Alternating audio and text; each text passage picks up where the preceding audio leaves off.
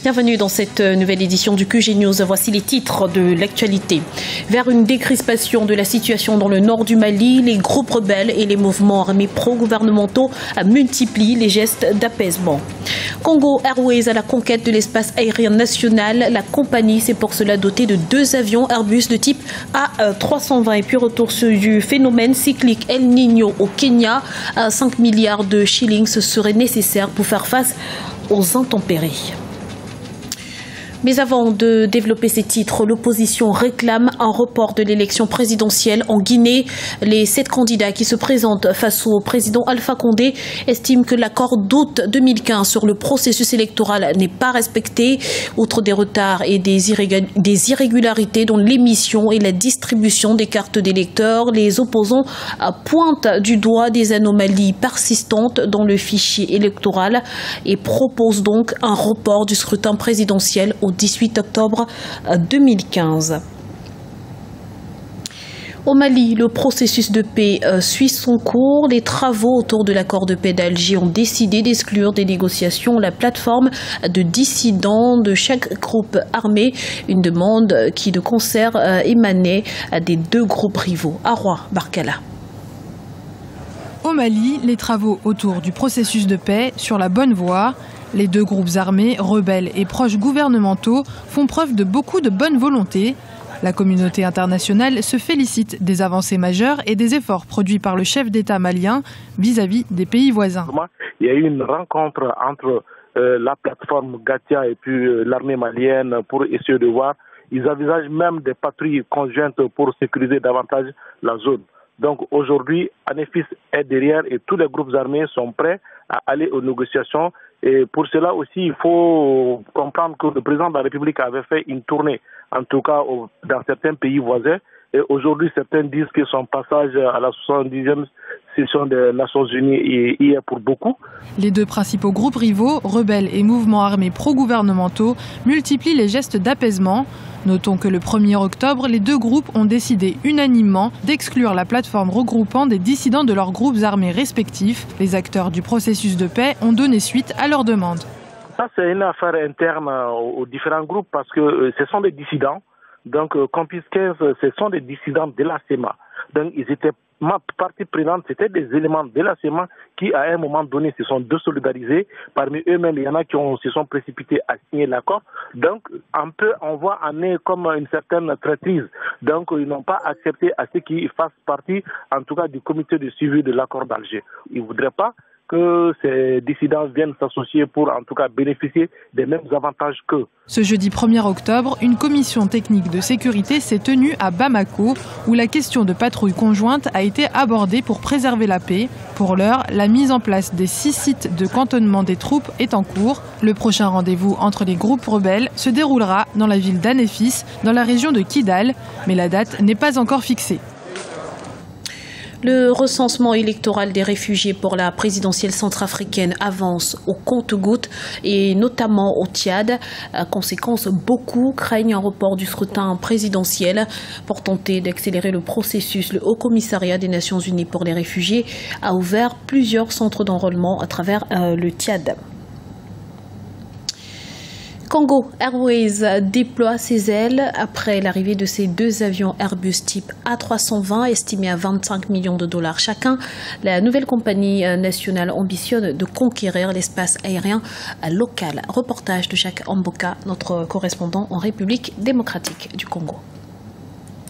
50 millions de dollars américains, c'est la somme déboursée par le gouvernement congolais pour l'achat de 2 Airbus de type A320 qui lancent les activités de la nouvelle compagnie aérienne nationale dénommée Congo Airways. Un pas vers le progrès est franchi. Mais le pari est loin d'être gagné dans ces pays de 2 385 000 km² avec ses plus de 50 aéroports et aérodromes. Et selon les instructions du président de la République, chef de l'État, il a instruit le gouvernement de la République pour que d'ici le mois à venir, que la flotte de Congo Airways puisse s'accroître à de manière à passer de 2 à 4 ou sinon 6 pour que Congo Airways puisse être capable de satisfaire à la demande. Les coûts du transport aérien en République démocratique du Congo a toujours été jugé exorbitant. La présence d'une compagnie nationale aérienne pourra contribuer à l'application de la mesure prise par le gouvernement de réduire de 30% les prix des billets d'avion. Tout ceci a pour effet justement de rendre fluide la circulation aérienne et de réduire le coût.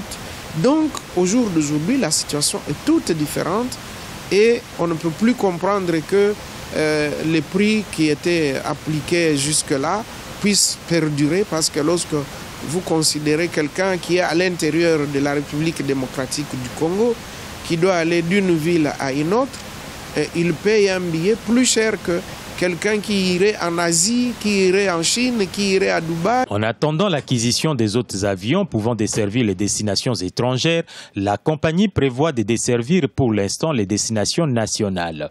Les vols inauguraux seront annoncés bientôt, affirment les autorités.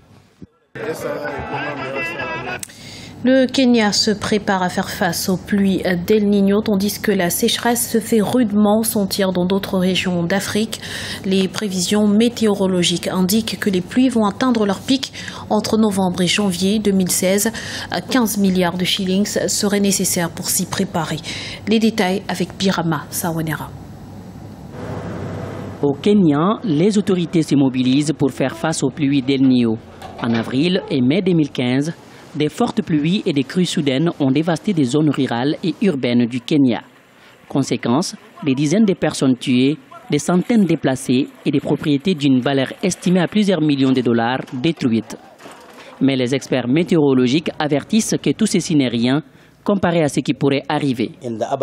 Dans les zones urbaines, les crues subites pourront devenir imminentes à cause de la trop grande présence d'asphalte. La majeure partie de l'eau pourrait rester écoulée en surface. Du coup, à moins d'ouvrir des systèmes de drainage, on pourra assister à des crues subites dans un grand nombre de zones. Les pluies d'El Niño provoquent également des inquiétudes chez les paysans. Beaucoup se souviennent du dernier El Niño enregistré au Kenya en 1997-1998 et qui a provoqué l'épisode pluvieux le plus destructeur dans l'histoire du pays. Il se prépare en conséquence. En tant que pays, nous avons en priorité besoin d'être préparés. Personnellement, je suis prêt. J'ai déjà préparé mes 12 hectares de terre dans la localité de Ukambani en me basant sur ce qui s'était passé en 1997. J'étais encore un petit garçon, mais j'ai fait l'expérience de moissons énormes parce que vous voyez, notre site a beaucoup de terres en friche qui ne sont pas utilisées, mais si nous les préparons à temps, nous aurons sans doute une production suffisante.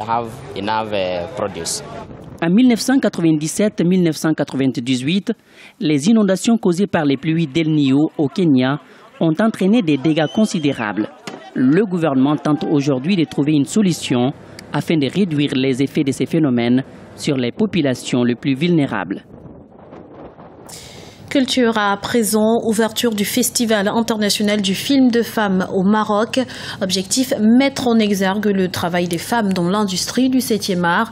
À l'occasion également de rendre hommage à celles qui sont considérées comme des pionnières dans ce domaine. Oumou Kelsumba. Cette année, le festival de films de femmes organisé au Royaume chérifien est marqué par beaucoup d'innovations. Les initiateurs ont misé sur les jeunes, mais également sur le documentaire. Unique en Afrique et dans le monde arabe, cet événement culturel est un lieu de rencontre pour celles qui travaillent dans l'industrie du cinéma, qu'elles viennent du Maroc ou d'ailleurs. 12 films venus du monde entier sont en compétition. Cette année, le festival se concentre sur les étudiants, sur la jeune génération, mais aussi sur le documentaire en parallèle à la compétition officielle. Aujourd'hui, nous posons les bases d'une nouvelle culture du cinéma dans la ville de Salé. La particularité de ce rendez-vous culturel est le vibrant hommage rendu aux femmes égyptiennes et marocaines. Je suis très heureuse. Je prends cela comme un nouveau départ pour moi, car cela me donne des responsabilités. J'espère que mon public demeurera satisfait de mon jeu. Les dames à l'honneur à l'occasion de ce festival, un geste qui améliore l'image de la gente féminine et celle des Marocaines. Il reste toujours une très belle reconnaissance dans le parcours d'un artiste. Donc je remercie très fort l'association Bourgreg et Abiraqraq et les organisateurs du festival, d'autant plus que c'est le festival de la femme et un festival qui a fait ses preuves par le choix pertinent de ses films et qui a réellement rehaussé l'image de la femme marocaine, en particulier de la femme d'une manière générale. La 9e édition du Festival international du film de femmes de Sélé a démarré lundi au Maroc et prend fin le 3 octobre. En plus des prix traditionnels, il y a cette année un prix destiné à récompenser un film documentaire réalisé par des femmes ou parlant des femmes. Ce journal a été réalisé par l'ensemble de la rédaction. Merci pour votre fidélité. Retrouvez dans un instant une nouvelle édition de l'information sur Africa 24.